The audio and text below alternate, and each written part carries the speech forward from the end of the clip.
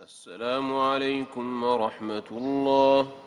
السلام عليكم ورحمة الله.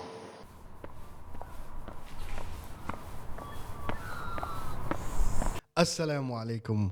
Walaikum assalam.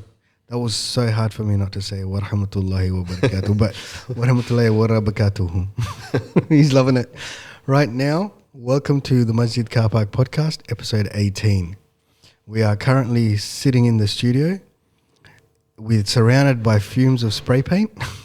And it's going to be an interesting It's night. not fumes. There's no fumes. It's just Okay. smell of the spray paint, which I did the whole day. Nobody else turned up. Well, you didn't For tell these us. beautiful doors that we done behind, spray painted. So the Attempted. doors of barakah from the Maulana. Yeah. So we just spray paint just to make it nice and colourful. And I do apologise. I'm all the way down here in the camera. We only got one camera at the moment, so apparently I look really small in it, which is maybe good. It's one way to lose weight. You know what? I'm not biting on anything he's just said. I'm going to just keep plowing That's along. one way. Do trick photography. Astaghfirullah. Maulana, 20 pounds. Speaking of trick photography. how's your No, diet going? I've lost a total of 4.5 kilos. MashaAllah. So you're not looking small. He's not looking small, Irfan. He's just lost weight. Jazakallah khair. I got you on this one. I Yeah. got you. No, alhamdulillah, I'm doing well. I'm doing well. Mashallah. My Mabruk. Coke Zero for suhoor and Pepsi Max is working very well. You were here last week, but that's No, I'm his on diet. that keto. I'm on. Zero. Coke No, I'm Zero, that's his on suhoor. keto. On keto. And keto. Oh, okay. Yeah. Just your mic a bit closer to it. Yeah. There we go. No, I couldn't hear him. The keto is going well. Today I was rushing home. It's like the police intentionally blocked off my iftar at the roundabout, and specifically to get to, They had all those Yeah. police cars just for you. yeah. So then I had to drive around the whole suburb to come from the Oh, the from- main road. to You had my to take yeah, the back yeah. road. So I had to go all the way to the other side of town, come around. There's like, you know how these suburbs, some they have like a park through the middle, Yeah. and you have like maybe two streets next to each other, but they're not connected. There's Yeah. about 10 of them, so then I have to go right around the whole. So 20 minutes later, I get home, and I could have just been there. It's like 2 minutes away, and then finally after I got home. Of course, my iftar wasn't ready. I was I have to make my iftar, so I didn't get that time. But subhanallah, I rock up. My neighbor is a Muslim, Sudanese brother. MashaAllah. And they had the garage open. They had a whole setup going. They had family, his father was there, and brothers and so forth, and family guests and so forth. So they had a whole iftar there waiting for me. And MashaAllah. so I tried adisa. There's apparently different variations of adisa, from what I understand. So this one was a little bit. It's got like a yogurty sort of mince sort of thing that goes on top of like a, I don't know what to call it, but boiled flour. It sounds like something. And they have it out of this call it dish. Ugali. Ugali. Yeah. You know what ugali is, don't you? From you do. Oh, Kenya. Yeah. Kenya has it. Yeah. It's a flour, but it's soft. Yeah. How did they make it? Maize flour. Yeah. And it's like boiled, is it? Yeah. It's just like boil of water. it's sort of like suji, like texture, a little bit like sort of like a puffy sort of floury sort of thing. It's like and a- then they put it's like the staple, right? And then Yeah, you like got rice. and then they put the mince, that mince sort of like a gravy sort of thing on top of it, and they eat together. It's like a special traditional dish that they have, like a container where everyone eats together. So that was breaking my keto. But 2 is that- tablespoons. I was of- going to say that's not Yeah, keto at all. Yeah, that's right. That's where my no, brain I was had going. 2 tablespoons of that. I had a chicken salad, and I didn't, and I had a date, which is breaking my keto. Usually, I have like a little pinch of date to fulfill the sunnah, so I do my iftar with that. But I don't have more than that because it's sugar. So, But yeah. then when what if are you that, looking at me like that for? if that takes you that doesn't that sounds take like you out a of the lot keto of state? pain. Doesn't that take you out of the keto state? It could possibly, Yeah. but because I'm not eating for a long time, like nearly 17, 18 hours. So, like I'm doing intermittent, so fasting as well. I mean, fasting normally. Yeah. I know fasting, before people start saying fasting is not about dieting, it's about, it's an ibadah, yeah. but just it's convenient at this time. So then if you add that, there's nothing wrong with it. But there's all these memes going out. It's not about losing weight. It's not about calorie counting. It's not about, Which is fair. It's also not about getting fat either. So getting fatter than you were before Ramadan. That's true. So at least I've lost 4.5. It's probably mainly water weight, but still it's a progress. start. Well, you It's look smaller on the podcast video, yeah. so it's working. Yeah, because the camera, I'm sitting right at the end of the table in the camera. You guys look bigger. So, but anyway. Yeah. I'm not biting on any of the comments he's making tonight. You know where my brain is. So I'm Yeah, gonna just let's keep going. behave. Let's keep going. Speaking of food, how's your food since been, Lata? Ah, What's bro, happening? Your ribs. I got to talk about Oh, you that see? from last week. I don't know what you Mashallah. put in them, but a lot of love, mashallah, Yeah? they were delicious. There's a lot of love. You got to make that. Why is this the first time I've had these ribs? Seriously? Yeah, it's it's like you've been holding out, bro. What's going on? Okay, all right. The ribs always taste good. I don't know. I've had ribs before, and Just This- no, they're no. kind of fatty meat always tastes good. Nah, but it wasn't the fatty meat. It was the sauce that he used. It What was, sauce did you use? I don't It was use the sauce. I barbecue make and my own smoky. sauce. Okay. So what I do is I add a lot of different ingredients, and make my own sauce to it. Okay. And then you just chuck it in the fridge for about 4 or 5 hours. Take it out, and Bob's your uncle, or you know, What kind of ribs were they? Suleiman's your uncle. I don't know. What kind of ribs? Lamb ribs. Lamb ribs. okay. Speaking of libs, what happened with the brisket? oh, It's gonna get done. Ramadan's like 2 weeks. Yeah. I think it's too much work in Ramadan to organize it.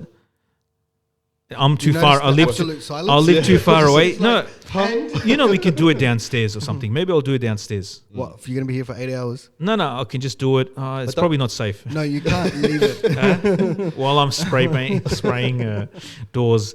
No, yeah, I got to do it, but because I live so far away, so I've got to arrange like a location to do it.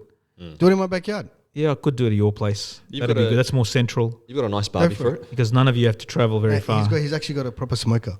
Oh, okay. Not really. It's a cheap one. It's not a cheap, Yeah, not but a proper smoker. well, it's much Now more I proper feel than like I buying do. a proper smoker when you said that. Like the what do they call it? The it's an egg one. You know, like proper. I could actually. Anytime you want, let me know. Just come set up in the backyard. I'll make sure no one comes out there. It's and you're not. It's disturbed. not that. It's not that hard. It's yeah. I could. It just takes a while. It's better done at home where you can be out there Yeah, and go and about do your your thing. chores and whatever, and then you can bring it Walk around afterwards. in your jocks. You walk around. You can. We can bring. I can bring it afterwards. Like, and then we can sort of heat it Don't up. picture it. Then just chuck it in the oven a little bit, and then just heat it up. You can do. There is variations of it. Brisket being done in an oven. There's like a fake. You put you know, like there's like a Oh, artificial smoke flavor. flavor, and Yeah, but that apparently tastes too sweet. no. The guys, there was this guy did it, and they got professional barbecuers, chefs, and they couldn't believe that because they are looking at the meat. They slice the meat. They can see the smoke gone through. Like the way this guy does it, even in the oven, like Yeah, but you're not this guy. he goes, yeah, I know. No, but if you follow this recipe, Okay.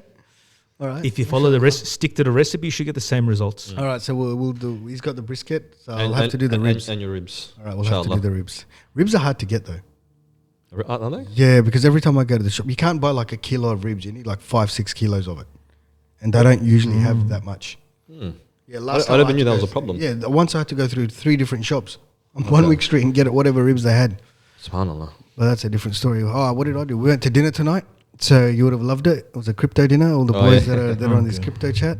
Yeah, So it was all the Uber good to drivers. catch up. You'd be surprised what's out there, bro. Mashallah, Yeah. some of the boys, mashallah. Mashallah. Inshallah. You're not doing too bad. Yeah. Oh, speaking of not doing too bad, how is your car parking situation going? Not doing too bad?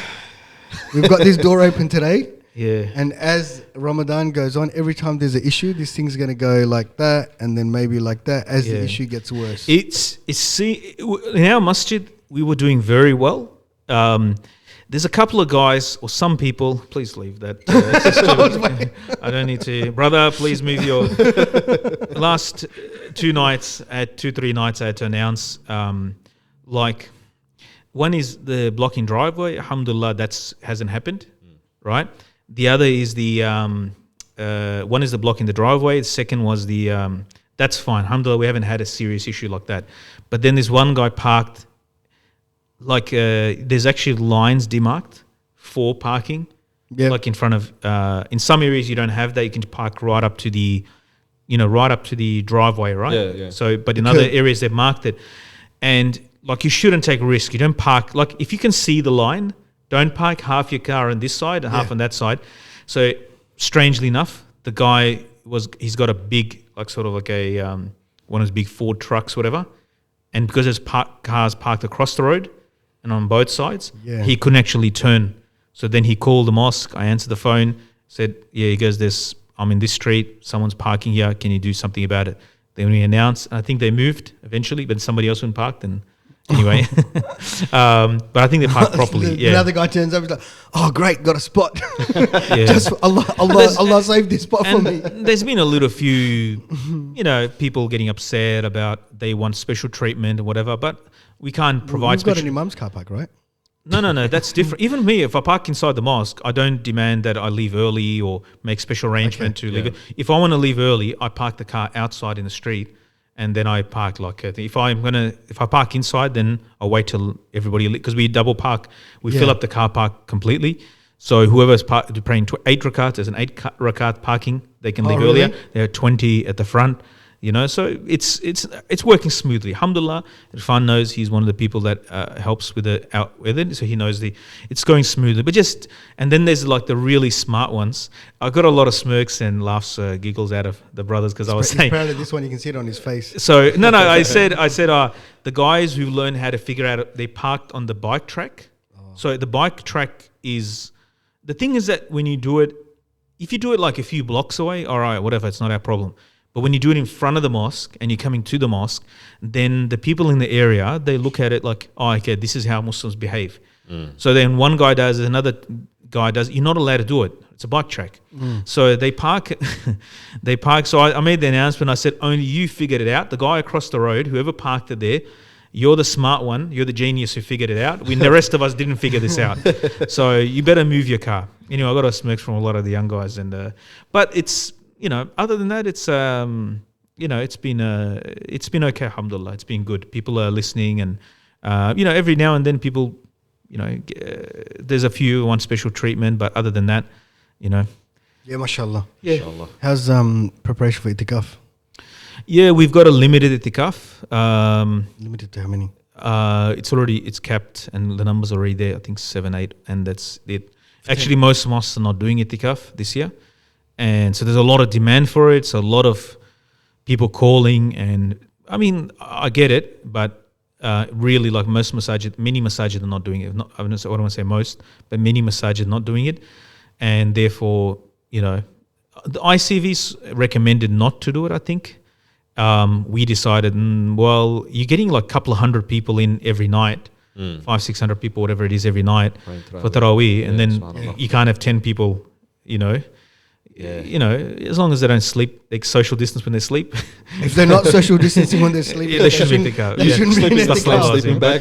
But Let's Itikaf this year, Lata. we tried. At least we get the sunnah al-kifaya, like the sunnah, like for the communal obligation is fulfilled. Like we have even throughout the whole COVID, we had the masjid, the muazzin, myself or the other imam. Not Irfan, because he just broke his fast. He sometimes, like we always had the 5 times salat. Azan was there, called out throughout the lockdown. So we never stopped azan. Even we never Fajr? stopped. Even for 5 times salat. So That's it was fantastic. there. I wasn't there in Fajr, but You got a long way to- you'd have to leave at Muhammad Tahajjud. the assistant imam, he was there. But like we try to maintain as much as possible of bare minimum, like even Jummah, like according to Hanafi fiqh, 4 people can be there, and we maintain that. So throughout the whole lockdown, maintain. So Itikaf, like, look, it's not on. I know people want to do more because they got this opportunity, but we also have to be respectful of the current situation. And so there's a lot of brother pushing for it, but I can't. The decision was made from the committee side that to limit it, and we limit it to. And even for the people doing Itikaf, generally when you have a lot of people, it's not really usually a good Itikaf unless you put up like curtains and isolate into like sort of your Bubbles. your little cells or whatever. Itikaf bubbles. Yeah, so it doesn't really. I've seen like it just becomes a circus. Like, What about, can you do Itikaf at home? Could people no, come to the masjid? do that? Itikaf is in the masjid. Okay.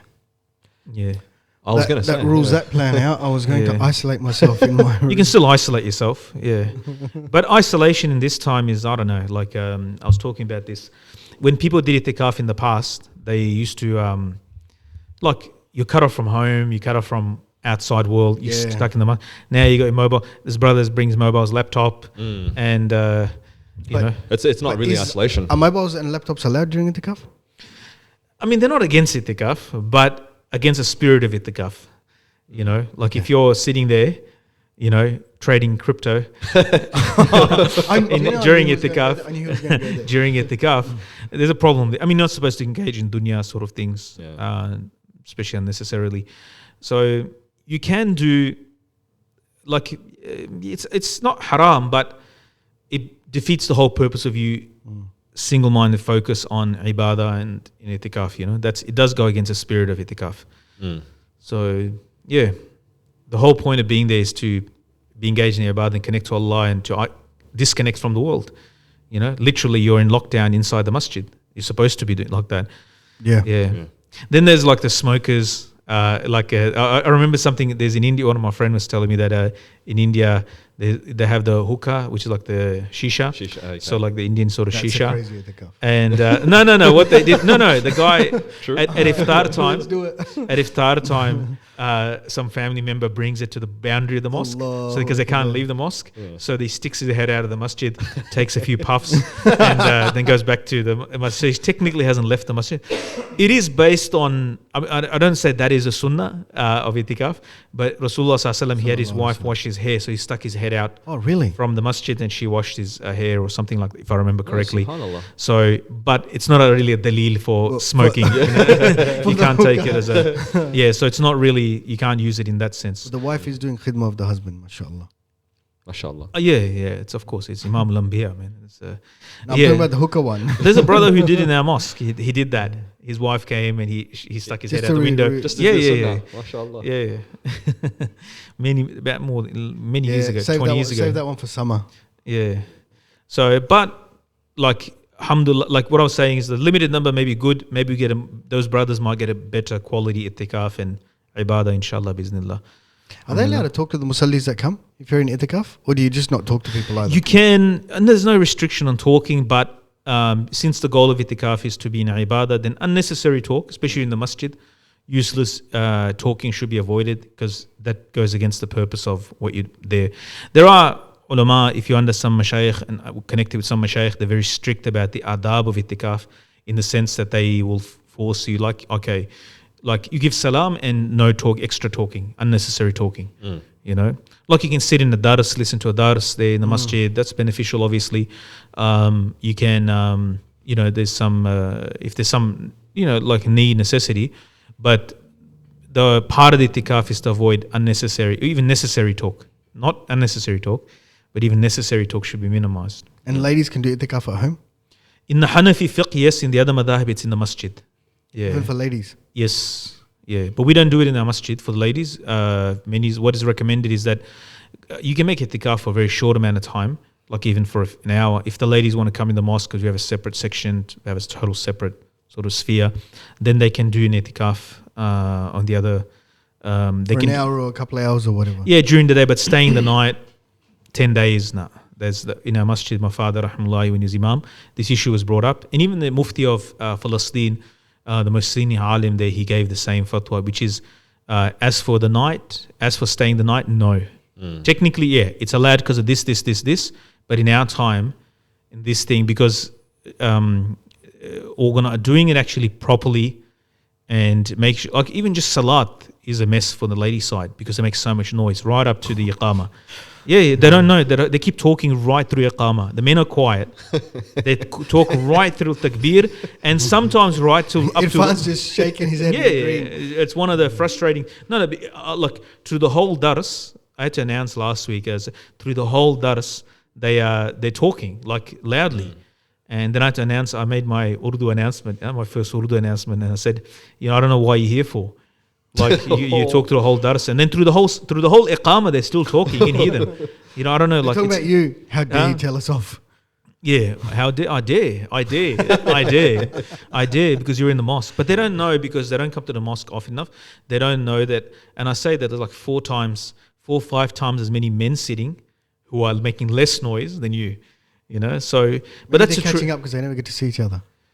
They can do that at home. Why are they coming in the masjid during salat, during iqamah, during the dars? Yeah, well, During the dars, yeah. During I'm the just dars, trying to find an angle here. Some of them are loud, but anyway. Then you hear from the lady side, shh. I mentioned this the other day as well. When you hear that, that bugs me because I know there's people want to listen there, and there's other people that are annoying.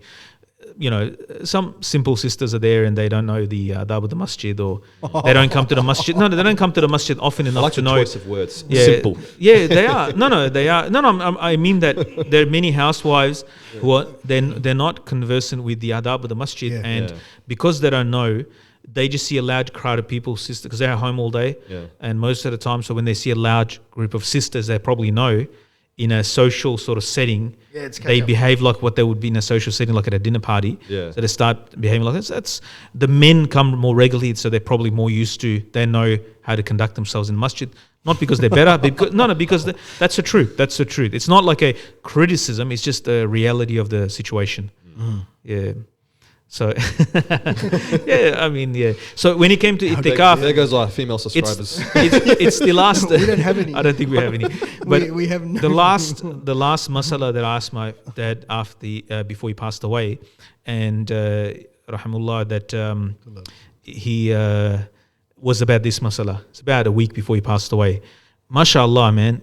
Even like he was basically in the end, like a few days before he passed away, but he was sharp, man. When I asked him the masala, he went through all the hadiths, everything like. And then the weird thing was, I was reading the Mufti of Palestine, his fatwa, and it was exactly the same. Like he was on his deathbed, and he explaining the masala to me, and he was going through, in our masjid we have all the conditions, meet this. Then I was reading the fatwa, it's exactly the same. And then the conclusion of both their conclusion was the same. And he said that for the itikaf, because they can come during the day and so forth and spend time, but they can't spend not the night. And my dad said, he goes, how are you going to control other people's wives? And then for the Arab brothers in the mosque, when I said 10 days she can't go home, and he goes, and the Arab brothers like going, it ain't happening.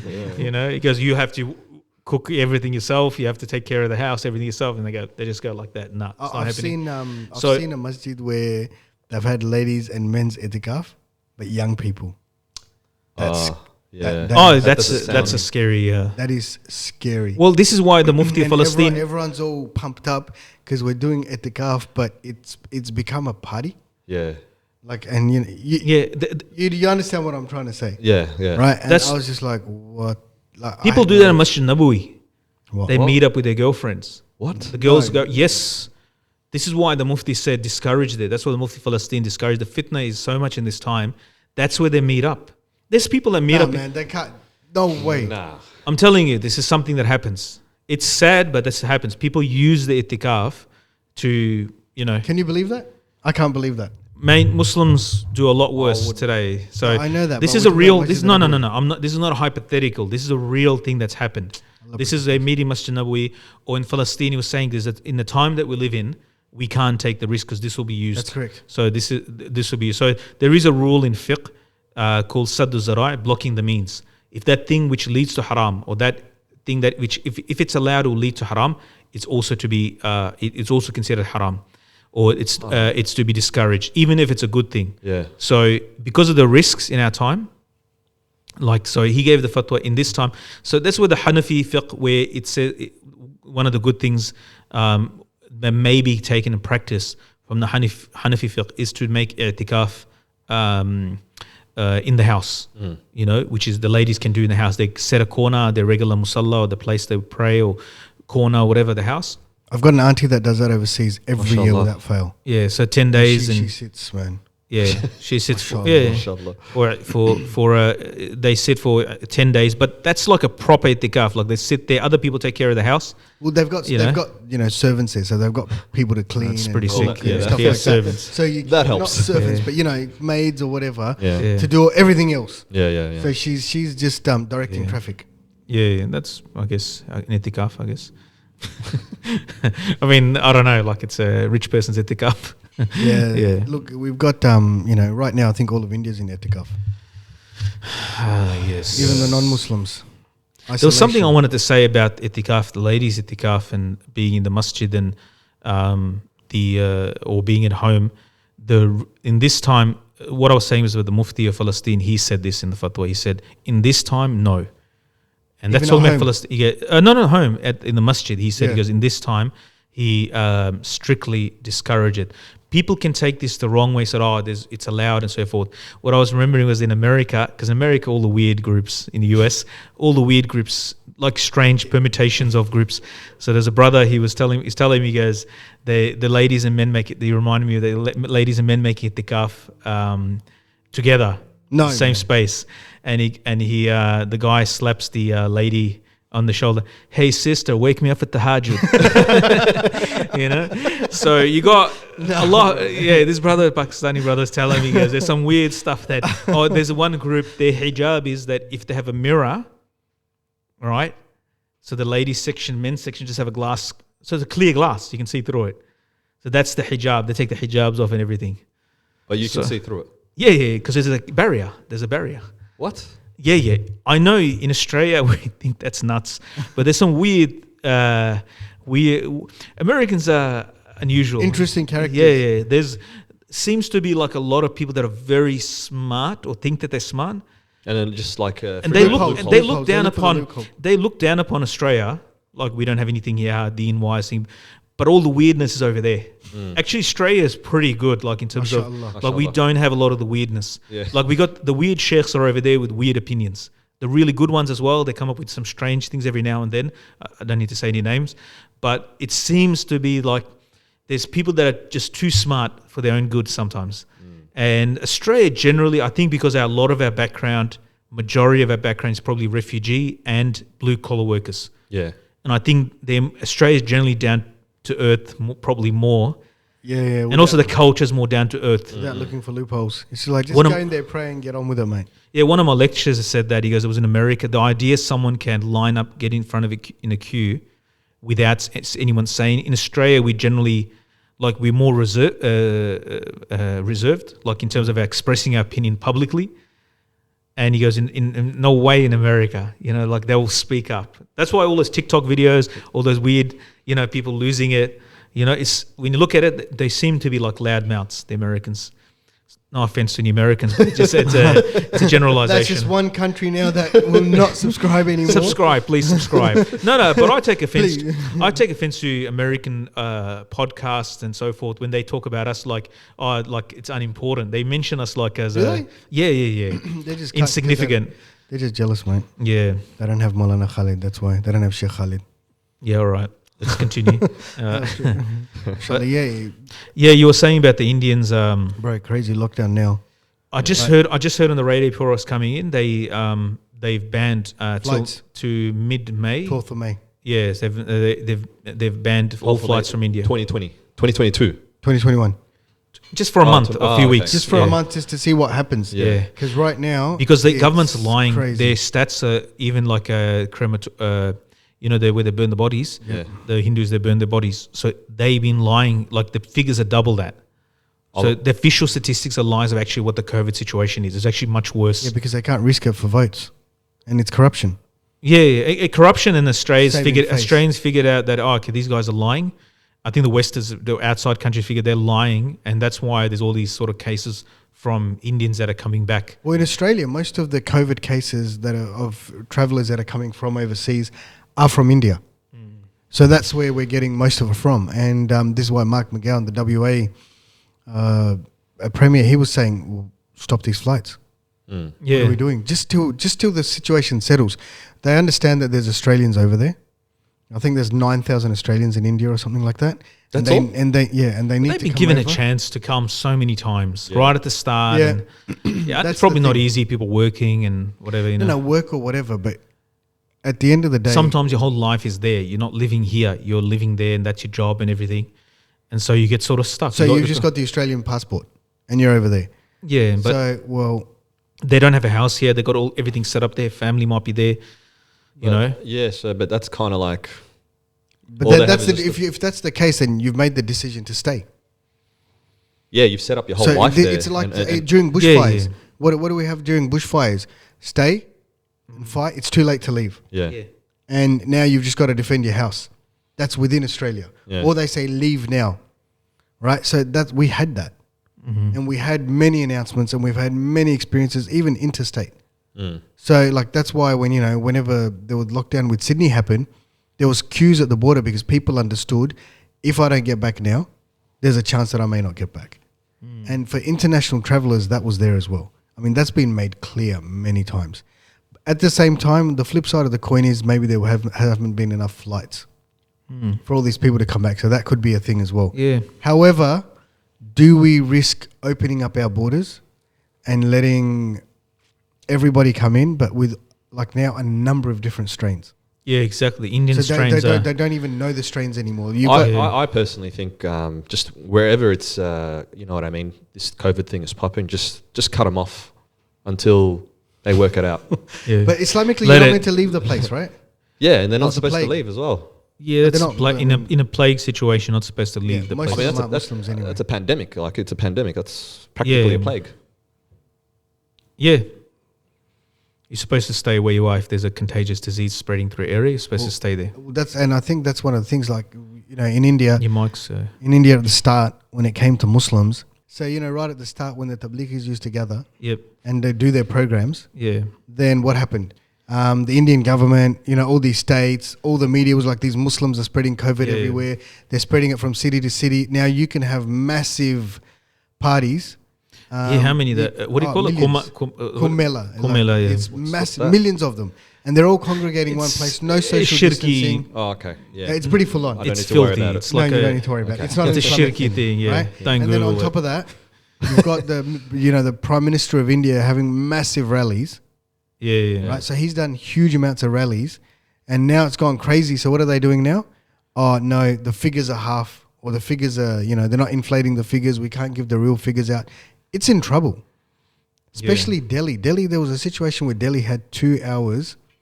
The hospitals there had 2 more hours of oxygen. Does And anyone have after the that, bad luck. numbers? Like, There's what are the countries figures right now There's, in India? there's countries where there's 320. Official was 322,000 in a day, but now people aren't even getting tested.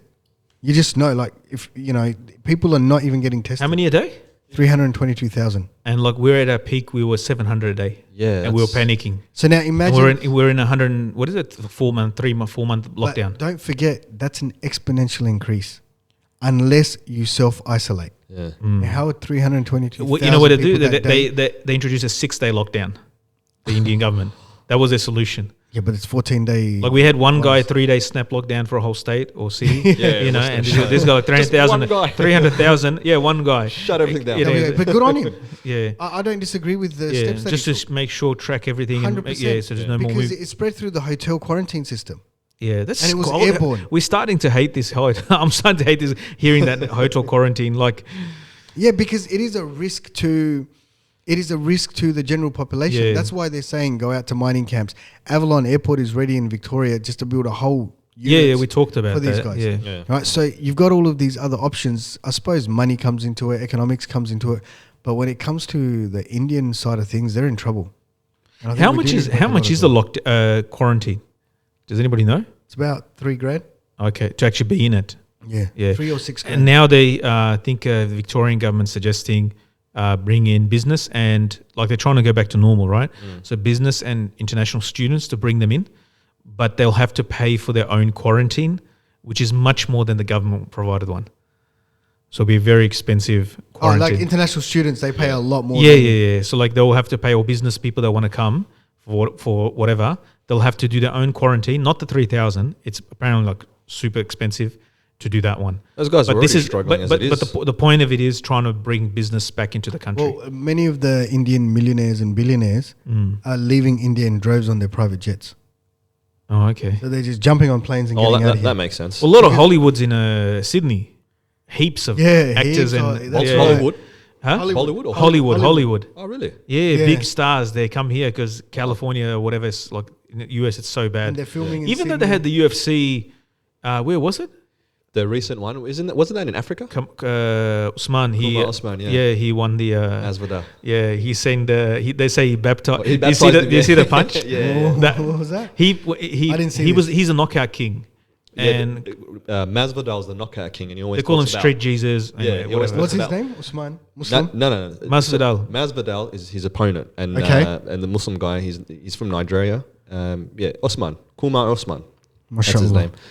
And usually... Is he Muslim? Yeah, he's Muslim. You sure? Yeah. I know. He's Muslim, yeah. It looked like he was making dua before he went in. Yeah, he's Muslim. Are Alhamdulillah. you sure he's Muslim? 100%. Yeah. Yeah. Well, his name is like Qamar Usman, probably. You know, it's like an Afrikaans. He's definitely Muslim. Yeah. Yeah, Okay, and what he happened? said it more than like he talked about Khabib. You know, he was just like, "That's my brother." You know, brother in Allahu Islam. Akbar. This, that. Oh, this. nice. So he's Yeah. Now he's the top fighter, not in the different weight. So what did he different knock weight, him out? different weight division, but he's the best fighter, pound for pound, the best fighter in the world now. yeah. Yeah, he's Nigerian. Mashallah. Yeah. Yeah.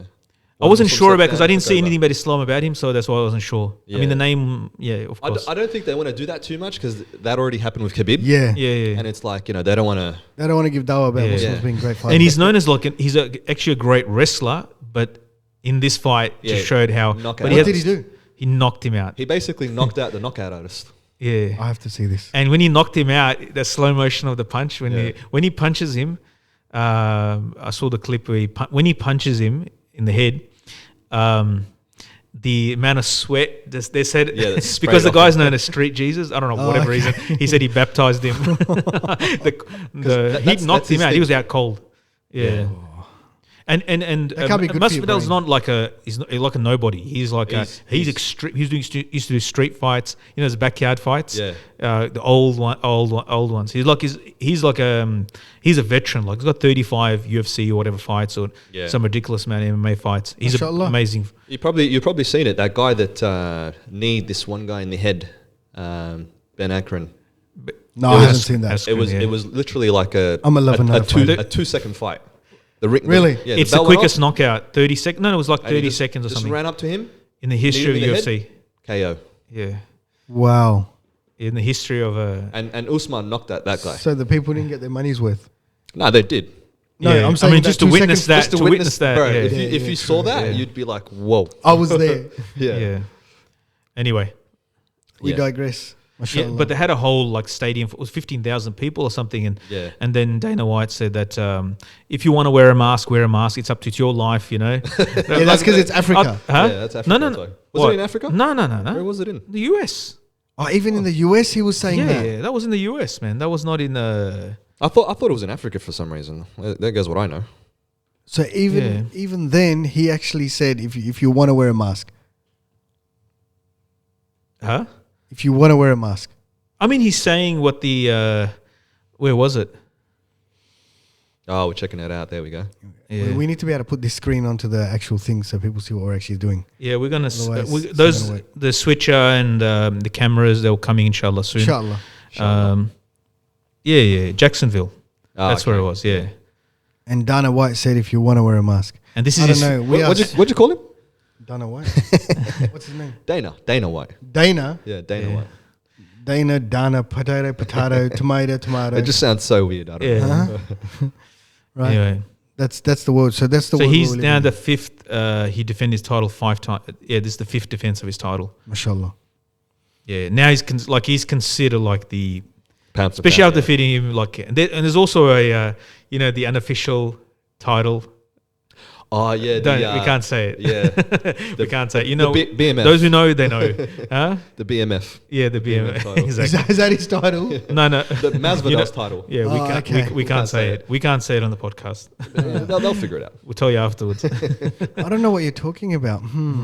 Yeah, so he basically created that, and he lived up to that. He really it's did. not Masvidal is like people can say whatever, he's a Trump supporter, all that sort of stuff, but he is is an interesting character. And he got destroyed. He's very He got colourful. destroyed. Alhamdulillah. Mrs. just got back from New Zealand. So Alhamdulillah, that was an interesting You got that- the you whole got that- the whole the bubble bubble? thing. Yeah. The bubble thing that was that I think it's pretty smooth. Yeah. Coming through the airport as well. The airports are dead. So how lucky are we? Tomorrow, if we wanted, we could all just jump on a plane and go to New Zealand. Without What's thought- there to thought do there? process. What's there to do there? There's heaps. Yeah. If you like the outdoors, there's a lot. Yeah. And cold weather. Speak Go to Tasmania. Tassie's too cold, mate. Yeah. Yeah. What's cold in New Zealand? I don't know.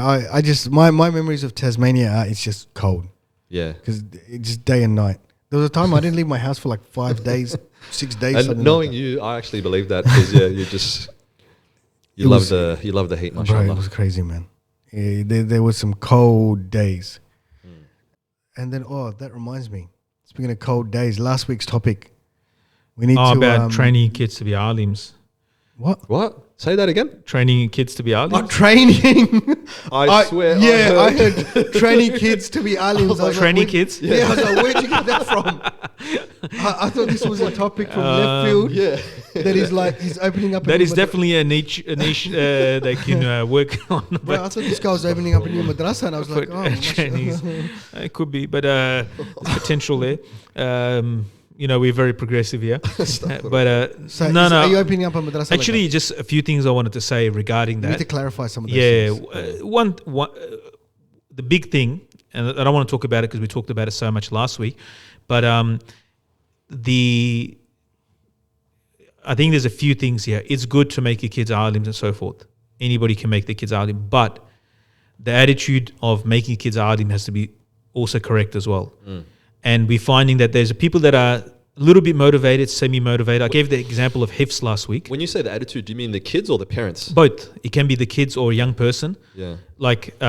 Or it can be the parents as well. So there can be a half-heartedness. Don't force your kids to become alims. Right. You can encourage them and so forth. But there's one alim said, I was listening somewhere on a podcast this last one, Mufti, I think from the US, he said something nice. He said, you got to put all your eggs in one basket. Yeah. That's usually the opposite. No. With ilm, you can't be half-hearted because our parents put all eggs in one basket and they invested in their kids, and that's why they are doing khidmat of deen. I think that's the right. That was the historical attitude when you make your kids ulama. So when they made their kids ulama, they were raised in houses around ulama and so forth. Because ilm was not something like you send them to a school. Traditionally, ulama was around it was in a community. It was the environment, and usually the fathers were connected to ulama. Yeah. On a personal basis, and they will send their kids to that alim. Yeah. Now, what happened was that because it was more of a very personal relationship, and the parents themselves. So, for example, if you look at what my sheikh, 4 generations up, so his parents, there were Sikhs who became Muslims. SubhanAllah. Right? They were not even but when the mother was pregnant with Hazrat Sheikh Maulana Ahmad Lahores, she made the niyyah, I make my child waqf for Islam. Not for me, not for my retirement, right? Make my child for Islam. And our teacher, Mufti Munib, he was saying about his own father as well, that his son, Mufti Munib, our teacher, that he is for, he became an alim, he will do. So and the there's rest no of the backup. And there's no. He's an alim. He's not that. He's going to do his alim course and then he's going to go study at uni. No plan B. Yeah. So it's just, there's no plan B. Yeah. So a lot of even a lot of parents or maybe organizations that are in ilm, it's almost like there's ilm, but then you have to go out into a plan B. Plan B, and that's and when you start off like that, you're never going to get what the guys who made or the parents who dedicated their life or the kids, they've actually given the waqf. The child is not for me. Maybe explain waqf for those people. Waqf is when you give something up for Allah, like a building, land or something. Yeah. And said that is for Allah, and you cut yourself off from that. Yeah. Right? Like Maryam, it's in the Quran, Maryam alayhi salam's mother, what she said when she was expecting a baby, she said, I'll make this child for sake of Allah subhanahu wa ta'ala, that he'll be the khadim. Then it turned out to be a girl, and the rest of the story, is history as we know. So the point being was, when people approach ilm almost half-heartedly, that bothered me a little bit, bothered me, and it maybe came across a little bit as exclusivist and elitist and so forth, and jazakallah khair. So and people might take that the wrong way, but it's not about that. It's I'm not saying I'm fulfilling the haqq of ilm or I'm doing the best possible thing, but that attitude is it's very pervasive in our community. Well, it is. You make a child an alim, and then he can go on to study at uni and be a doctor or whatever. I'm not saying don't do it's not a halal haram thing. Yeah.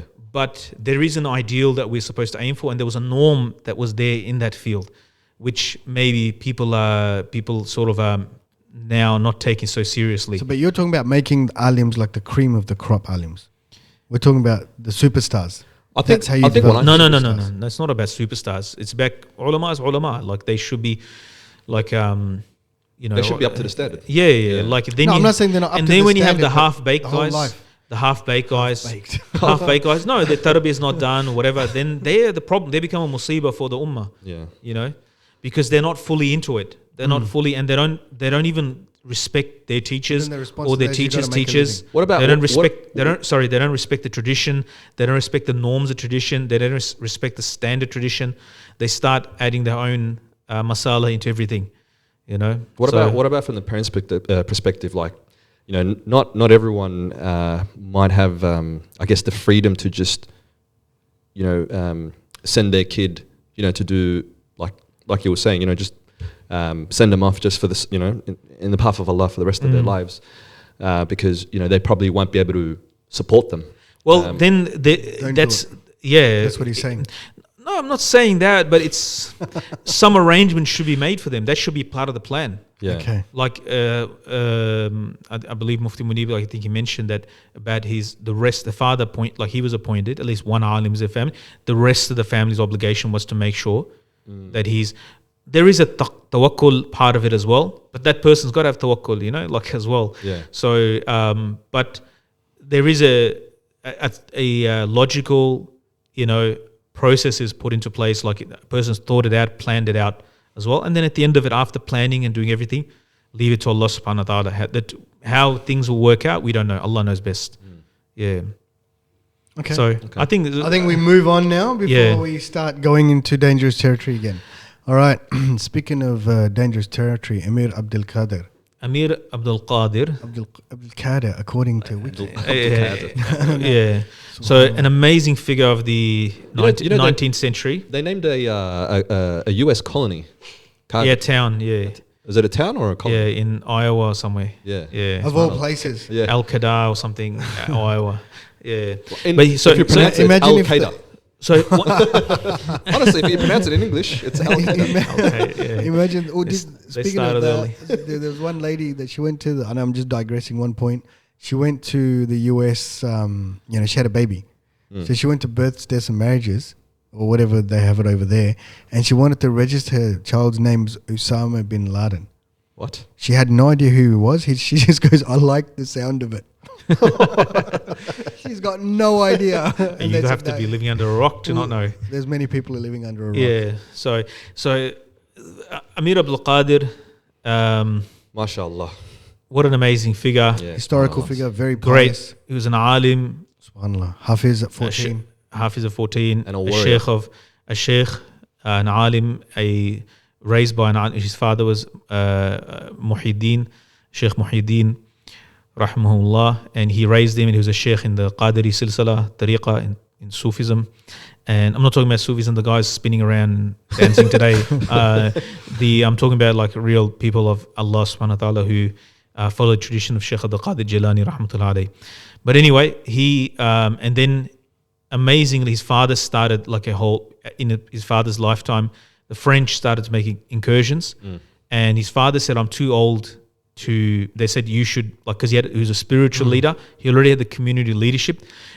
This is something that is noted in history. Usually the movements, that deal with tyrants or they usually come out of madrasas. They do. And Even in India during the partition. yeah, so throughout history, you'll see, if you see Morocco, if you see in Spain, you see who is actually the ones that rise to the leadership. It's usually people, it's from Allah subhanahu wa ta'ala. And that's why the West is so hell-bent on getting rid of madrasas. Yeah, because they create a total different mindset. They're not and, a sheep. Yeah. And so anyway, but he seems to be a child prodigy. He seems to be like a genius because when I was reading about him, like, he's not like he was an exceptionally intelligent person. And he had to read at the age of 5. He was reading and writing. Yeah, and that's from an area that's not known for like high academics and so forth. So he must have been like a very talented young person. Ajib, he went Hajj with his father. I think he was like 50. He's a teenager. And out of all the people that he meets in Hajj is Imam Shamil of Dagestan, Dagestan, who fought against the Russians for like decades, who's considered the first Muslim guerrilla fighter. Is that right? Yeah, there's a book I've got, Imam Shamil. I found it in the airport. I think Melbourne airport or somewhere, Singapore maybe. Imam Shamil, the first guerrilla fighter, Muslim guerrilla fighter. And From Dagestan. so we can cover him next week. Yeah, so Imam Shamil is in the 18th century. So Anyway, Yeah. out of all the people that he meets in Hajj is him. So these guys are dealing with the French, he's dealing with the Russians. Whatever happened, Allahu Alam. And then he, long story short, comes back. All these tribes that are there, they basically, give him support through the tribes where they lived. And, they started and it was battles and lots of battles. Yeah. But what he's famous for, especially from the Western perspective, Is is humanitarianism. Towards- And that's yeah, why towards the they say Christians. human Yeah. rights. He's not one of the the Christians, his enemies. he's the ones that were locked prisoners up. of war, Yeah. and like you share food equally with them when they And have no he food let prisoners of war go because they because didn't have enough we don't food have to give food them. to keep you, to So- starve. Subhanallah. Yeah, and he, subhanallah, That's why it was so dangerous. In Damascus, when the riots were happening and people were coming to kill the Christian, basically slaughter the Christians, which had happened. The in Druze, recent wasn't time. Muslims, Oh, wasn't it was it? The Druze. Yeah, they were fighting with the Christians. Yeah. And when they were killing them, I think they killed 3,000. He came out on his horse Yeah, he came out with and no weapons. yeah, Poor. and that's how he became like a superstar in the West. Yeah. So was it To the Druze that were France, trying to US. kill them, the Christians? Yeah. So whatever, it was a communal rights and Yeah. whatever, and they're killing Christians, and he defended, and the people under 40 or whatever Algerians are with him, they were staying. So just before that, we jumped ahead. Eventually, he was defeated by the French, in the sense in battlefield. Eventually, like for decades, he fought him. He won many victories. Finally, the general basically, they sent a general as a governor general. He came and he basically defeated him, took him prisoner. I him it was back to France. France, 5 years or something in prison. There's a famous journalist, the one who wrote, he wrote famous plays and so forth. Shakespeare. No. French. So he was a journalist as well. So they've protested that a person of such character, this is before the Damascus incident, Yeah. should be just held like that, and his family should be held like Really? that. Yeah, like 20 members of his read family or whatever, or people around, Yeah. they died, they're buried there in France.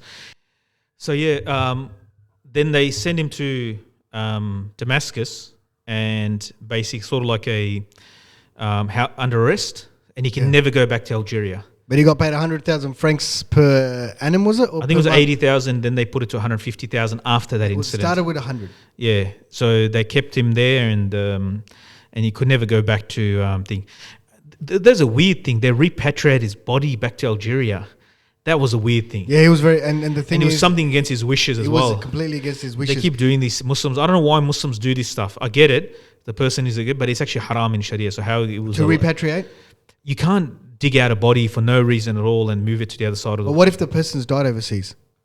Can you bring him back home? Or No, just you're bury not him where he's supposed died? to. You bury you people where they are. It's a waste of money. It's not It's not a. You're not supposed to move people around the bodies. Once they're dead, that's it. That's the Yeah, town. you bury them. That's their grave. We got.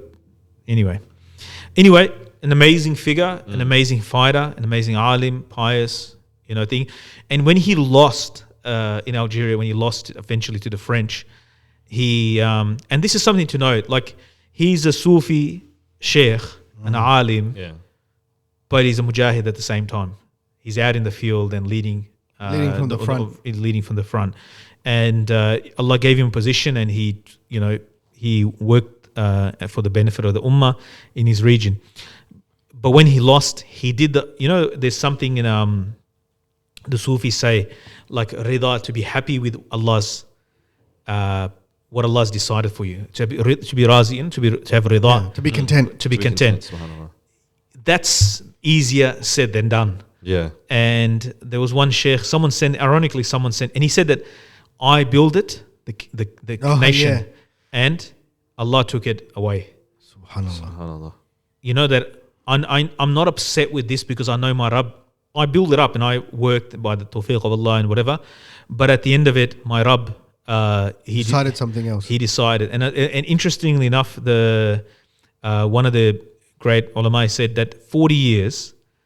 40 years. Someone sent me this quote today. He goes, for 40 years, Allah has kept me in this state that I'm happy with whatever state Allah puts me in. Allahu Allahu Akbar. Akbar. Like, in 40 years, a lot of things change. Yeah. And you get Ups upset, and downs. Yeah, in He a goes, week. I'm pleased with in the last 40 years, there is no state except that I've happily, cheerfully accepted it. Yeah. People talk about rida, then I'm pleased with what Allah gives and so Yeah. forth. Yeah. That means you never got upset. Of course, it's not true. This is a very high level of. It's not just sabr. This is higher than sabr. Sabr is like you just tolerate. You're taking it. You might enjoy. You don't enjoy it. You're taking it. Rida is that you. There's a lot of claimants of a lot of people who claim things. It's to actually I failed be. with Dodge. We Dogecoin. Yeah, I failed with that Rida thing. Yeah. Yeah, so he said that this is like a maqam, like a station, a state, so high that a person for 40 years. So if you see his statement, it's exactly like that. Like he's Inshallah. content, like he lost everything. He's taken to prison. He goes, I build up and I worked all this, but Allah has decided. And as a sheikh, he's doing exactly what Rida requires, which is that you accept whatever comes from the side of Allah. I tried everything. Like it's to see your lifetime's work. Yeah, Just dismantled in front of you. Subhanallah. Yeah, not your business, not your shop, a whole country that you build up, and battles you fought for and sacrifice you made and people you've lost and so forth. So that's not an easy thing. So, but he was a true sheikh, like in the Qadiri tradition, Allah make it easy, man.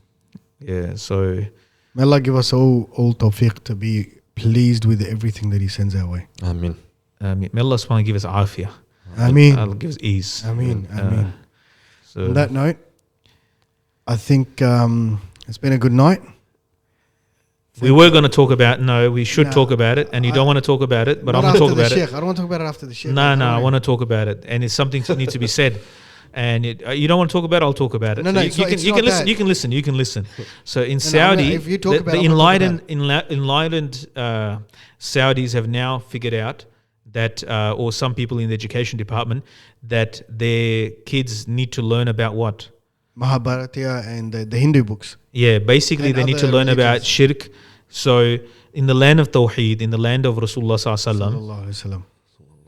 the jahal that is being spread now in the name of progress, right, is so worrying. Like that's why I said in one of the board of imam meetings things, I said, can the Saudis just do all the haram things in one go so they can catch up with the rest of the world so we can get over this? Because it's like they're killing us, Killing me softly. killing us softly with 1,000 cuts. It's every year, every month there's something new. Oh God, they've lost that. Well, yeah, now what they're introducing is all of this Hindu religion, idol worship basically studies into your class. You'd think that these people would be the government or the people in the government. No, they don't fear Allah. If they're introducing that, they cannot fear Allah subhanahu wa ta'ala. These people are either they're munafiq, or they are hypocrites, or they are people Maybe who they've got no idea what they're or doing. they're so jahil, so ignorant, and they work against the interest of Islam and Muslims, like actually dismantling Islam in their country. Yeah. That's what they're doing. Something that's 1,400 years Islam was maintained in some shape or form. These guys are, in months, they are dismantling it. Last 10 years. Yeah, exactly. Yeah. And they see it as progress or whatever. I get it. There's a pressure on them. Now they passed, last week was like they passed the rule. 2 weeks ago, hijab is not compulsory anymore. But why Hindu books? Like what I don't understand is like even in the West, they don't care about that. Yeah. What's so progressive? They're going out of their way to teach. They must have so much pressure, and there's Rand Corporation and all these think tanks and what is it, a think tank, Rand Corporation? What was another name for it? They're but Council basically for Foreign Affairs. the researchers. no. aren't they? I'm talking about these private. Yeah, so they actually give reports and suggest how you should change. Like they say, co-education you need to introduce in a country. Why? This is one of their recommendations. What's co-education got to do with education itself? No, they want certain social changes to occur in the country. Yeah. To the country They're to not- be, they're they not want it to thinking the be a next 10 certain years. way. They're thinking the next 100 years. Exactly. So all these little changes, and they've taken all these people that they've brainwashed. Alhamdulillah, there are mukhlisin, there are sincere people, there are pious people there. There are people in the top that are worried. Yeah. It bothers them as well. They're scared. Alhamdulillah. They're scared of Allah. If you see on Twitter, some of the Saudis, they will say, "Guys, this is not. We're not agreeing with this. We're not." But you guys can't do anything, and that's why you have Saudi young men who are ultra religious. They flip and join extreme groups because you have things like this happening.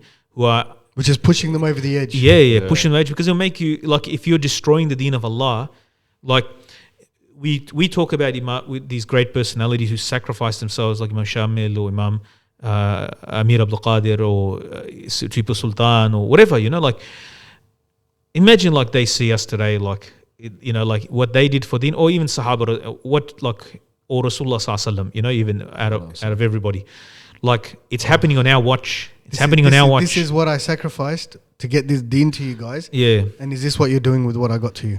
Yeah. So that's a scary thought. There's only one thing will happen out of this. Allah will protect that land, and Allah subhanahu wa ta'ala will protect the true mu'minin wherever they are. They'll be tested, and they've been tested. I mean, there is a hadith where the Banu Daws, the Prophet sallallahu alaihi wasallam said the women of Banu Daws, their hips will sway or shake from dancing around a certain idol, Jahiliyyah idol. Rasul named the idol, I think it was Hubul or one of Lat or whatever, one of those idols, because their hips will sway from dancing around it.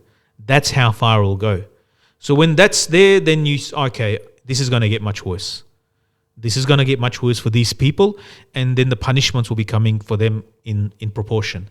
So that's the scary part. Like Muslims, like when we read about Ameer Abdul Qadir rahimahullah, like these people like so clean. Yeah.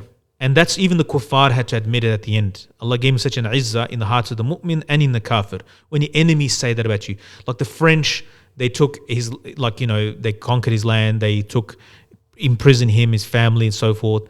And, ruthless. And then they put him in Damascus, right? All right, but he was like an important figure. So because there was protests within. You know why it was Bonaparte III, who's Napoleon Napoleon, but not that Napoleon. He's like his brother's son or grandson, right? So the Napoleon's grandnephew or whatever. So because they had they wanted to cut relations with the previous administration. French was about revolution. Yeah. So they wanted to, because they were fighting against Ameer Abdul Qadir. So we need to make sure clean the slate from our previous indiscretion there, whatever. So this is why they honored, it's how things work out, how Allah sends help to these people. I mean, my neighbor invites me Iftar. I think the help of Allah's arrived. This guy's like getting the enemy is paying you for your livelihood and taking care of you. That's help of Allah. But that's next level. But man, when you look at those people and what they did for Islam and for the interest of Islam, they didn't sell out Islam. They didn't water down Islam. They didn't sell out Islam. What they did for Islam, and then the high moral standard that they had, Then you look at people like they selling out on what they're going to introduce shirk into the curriculum, the children Muslim. If you're doing a critical study of that's kufr, that's their kufr, that Christians have this wrong belief, the Jews have this wrong belief. They're that external study, like the Quran. Like the Quran doesn't say, here's a comparative study of what Yahud, Nasara, Mushrikeen believe. No. These are the things that will send you to Jahannam. That's how the Quran says it. That's how Allah says it to us. That's how it should be taught. None of this fluffy. No, it's not being taught like that. It's being taught as a fluffy thing. I read this tweet today with some lady. She was saying, I've just done this schoolwork with my kids. It's been so good to learn about all these other things. Muslim? Yeah. And what she said? Saudi. Basically, she went through the whole Mahabharata thing or whatever. Oh, how interesting. I helped him with the homework, But that shows you where she's at in her iman and her education of deen. She's not just stupid, she's ignorant. She's actually ignorant of the fundamentals of deen. And they may be so enamored because a lot of Saudis, especially well-to-do Saudis from the elite, they're raised by their nannies. Most of them are non-Muslim. And then they're probably educated in the Western schools. Yep. Yeah. And so in Western schools, most of the teachers are from the West. So they probably don't know anything about deen. You'll be surprised actually how much little they know. When they take off the hijab, it's not that they were wearing hijab or niqab like ladies in Australia.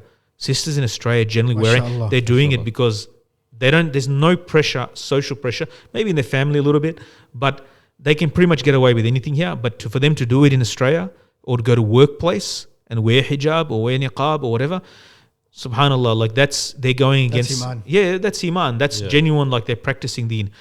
In Saudi, or in Muslim countries in general, they just might be doing it out of a cultural norm. So when they take it off, the reality is actually that they were never practicing it as an order of Allah. It's not that they were obeying an order of Allah and now we're disobeying it. They were just doing it because their fathers told them to, or it's a cultural thing. Mm. And so so maybe all of these things that are happening, the real picture is coming out, when the state restrictions are not there, the real picture of the lack of deen maybe is coming out now. And the strict sort of external, just the appearance of deen. It's interesting that you say that, because now, like, I'm thinking, like, will the Muslims around the world still continue to regard, like, Saudi as the pinnacle of? I think they've stopped regarding that long time ago. Yeah. That stopped a long time ago. Right now, we regard it Saudi as is the two holy masjids. Yeah. Yeah. It's got nothing to do with Saudi, but anyway, it's in Saudi Arabia, I guess. I mean, it's pretty sick to name a country after your family, but someone said, like, imagine Canada was conquered by the Fergusons and they named it Ferguson, Canada, and everyone in Canada is now known as the Fergusons. But that's what they did, But anyway, that's their thing. But it will affect. We looked as non-Arabs, especially we look up at the Arabs, and of course, definitely look up the Saudis. But they're not Sahaba. Yeah. And that's why we gotta burst our own bubble, like expectations, drop our expectation of Arabs in general, and also for Saudis, like they're not Sahaba, and there's good people there, and bad people, and it all comes back to what Rasulullah Sallallahu Alaihi Wasallam said. There's no difference between Arab and a non-Arab and a white and a black except in taqwa. So if someone doesn't speak Arabic, he doesn't know the Arabic language, but he has taqwa. He's better than the person who's an Arab, right? And who doesn't have taqwa. In the sight of Allah, he will have a higher Jannah. He'll have a better position on the Day of Judgment. He'll be more honored. In the sight of Allah, he's better because he's got more taqwa. And that's all that matters inside of Allah. I think we have to start looking in those terms, and maybe stop like being Arabists. Like we have appreciated. I don't think in Australia we are. Oh, there is a little bit. It depends what community you're in, because I can definitely say for the Muslim African community, there is this superiority complex when it comes to Arabs. Inferiority complex against Arabs? Yeah, no, superiority complex where they feel like they're more superior, because the Quran is in Arabic, they speak Arabic. So the African Muslims that speak Arabic think they're superior, or no? What I'm they saying think the Saudis are superior. Yeah, they think that Arabs and Saudis in general are superior in terms of they have inferiority complex of them, and probably the reverse is also true. They think that they know better because I like what my father said, rahmatullah, when he went to Saudi Arabia and something happened and some issue and someone said something to him. He said, listen, he goes, I didn't learn the Arabic of Abu Jahl. I learned the Arabic of Rasulullah Sallallahu Alaihi Wasallam. He had the best one-liners. But the point being was that we love the Arabs, but we expect more from them. And when they maybe we expect too much from them. Yeah, and it's like a person wearing white clothes. In our perception is that like is a person wearing white clothes. When there's a mark on it, you notice it more. So we have like a holy sort of image of them. They don't even realize it sometimes. This is one Palestinian brother, he came to me and he said in our mosque, he said, you guys have too much husn zan of us. Like you think too highly of us. And I said, no, like you guys are, Arabs, you speak. He goes, no. He goes, we're worse, we're bad. He was actually, I love those type of Arabs. I have more respect for him after he said that. Even his own self-deprecation, I have, subhanallah, what an Arab who puts himself down. This is, as non-Arabs, we can't help it. We can't help it. We appreciate them, but Sheikh Abu Hassan Nadwi, rahmatullah alayhi, great Imam and Alim from India, he said the Arabs have the ability to lead the whole world, but if they have two qualities, strength of Iman and rujuliya, manliness, masculine traits, being able to tough it out. When they lose these two, they have the ability in them. They're very pragmatic people. They're very practical people. If you deal with Arabs a lot, they have certain things that they'll put their whole heart into things.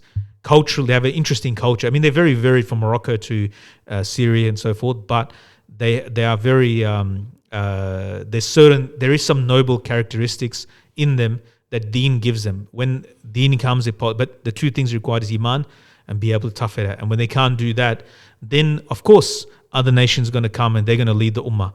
That's why the Turks ruled for hundreds of years. And not really, even during the Abbasi Khilafah, the Turks were the generals and so forth, because they toughed it out. They're the ones that can do all the tough work. Yeah. So even during the Abbasi Khilafah, behind the scenes, the movers and shakers were Turks and Persians, because they're doing the hard work. So they had the position that the Abbasi Khilafah sort of most of the time was just a nominal figure. But when they did something, the Arabs were remarkable, So they have a lot of potential still in them. There's hope for them. It's not like they're right. But as non-Arabs, we have that not inferiority complex, but we do have more expectation from them. We do. No, I don't think it's inferiority. I think we expect better. Yeah. I mean, And they disappoint us. Yeah, you've got a lot. You've They got disappoint. Medina and Makkah within your borders. Yeah. Why? But they're not Sahaba. They living in the same time that we're living in. They're just human beings. Yeah. With $500 billion painting that we don't know has been done by Leonardo or not. Yeah. Or the yacht that came into 150 million yacht that once came into Melbourne. With the family. It's a family trip. So that doesn't compute. Like when the ummah's suffering. When those electric cars when they kick in. Yeah. It's going to be interesting times. It's going to go back. They're going to go back to the Stone Age. I shouldn't say that far, but they're going to go back to being Bedouins. That's Allah's going to take. I feel like a lot of the push. Maybe this is from Allah Subhanahu wa Taala to take everything away from them, like the wealth that they're dependent on. Maybe Allah Subhanahu wa Taala. It's time that they, This is why they're having all these backup plans anyway. Yeah, but those take centuries. They don't take one generation. But anyway, good luck to them. Allah give hidayah to the Ummah of Rasulullah Sallallahu Alaihi Wasallam. On that Unite note, their hearts. On that note, thank you for watching. Please like, subscribe. And if you have anything, leave it in the comment section below. Have we had many comments? We do. We do. So we are getting comments. Thank you for commenting. All right. Assalamu alaikum. Wa alaikum salam. Wa alaikum salam.